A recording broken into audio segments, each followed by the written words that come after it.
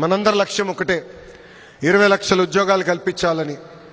నేను యువగలం పాదయాత్ర చేసినప్పుడు గంగాధర్ నెల్లూరు నియోజకవర్గంలో మోహన అని ఒక తల్లిని నేను కలిసా. ఆ తల్లి రోడ్డు పక్కన కూర్చుని బజ్జీలు వేస్తుంది. 30 సంవత్సరాలుగా అక్కడ బజ్జీలు వేస్తుంది. అప్పుడు ఆ తల్లిని అడిగా, ప్రభుత్వం నుంచి మీరు ఏం ఆశిస్తున్నారని. అప్పుడు నాకు ఒకటే చెప్పింది ఆ తల్లి, గత 30 సంవత్సరాలుగా ఇక్కడ కూర్చుని బజ్జీలు వేస్తున్నా, నాకు ఇద్దరు పిల్లలు ఉన్నారు, బాగా చదివించాను, వాళ్ళిద్దరికీ ఉద్యోగాలు కల్పించు, అది నాకు చాలు అని చెప్పింది మోహన. ఆ రోజు నుంచే నేను నిర్ణయం తీసుకున్నా, కూటమి ప్రభుత్వం 5 సంవత్సరాలు 20 లక్షల ఉద్యోగాలు కల్పించాలని.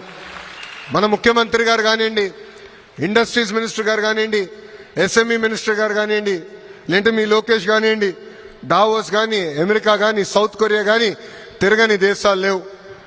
అహర్నిశలు కష్టపడుతున్నాం. తద్వారా 17 నెలల్లో 20 లక్షల కోట్ల పెట్టుబడి, దాని ద్వారా 16 లక్షల మందికి ఉద్యోగాలు కల్పించడానికి ఒప్పందాలు కుదిరించుకున్నాం. అవన్నీ వచ్చే 3 నెలల్లో గ్రౌండ్ చేసే బాధ్యత కూడా కూటమి ప్రభుత్వం తీసుకుంటుంది.